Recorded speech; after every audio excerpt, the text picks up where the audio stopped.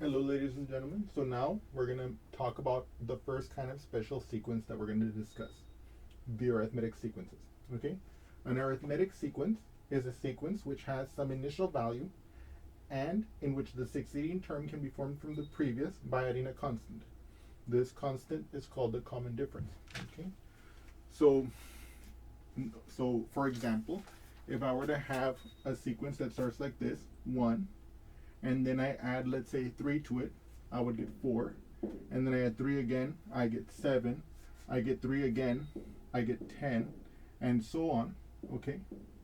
That would be an arithmetic sequence because I'm having some initial term and I'm adding the same amount each time.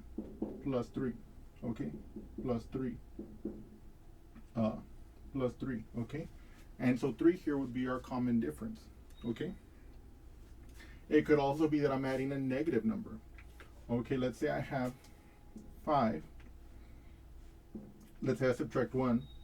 4. Let's say I subtract 1 again. 3. This is also an arithmetic sequence because I'm adding the real number, -1 each time. Okay? And so on.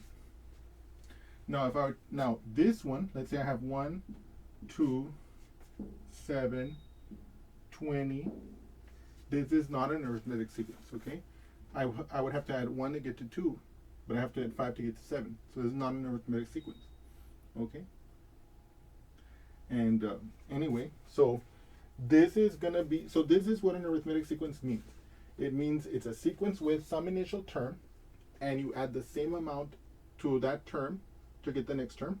The same amount, well, not the same amount as the initial term, but you have some initial term, and then you have a quantity called the common difference, and you add that to get the second term, you add that to get the third term, you add that to get the fourth term, and so on, and you form that pattern. The common difference doesn't have to be positive, it could be negative, as we saw here.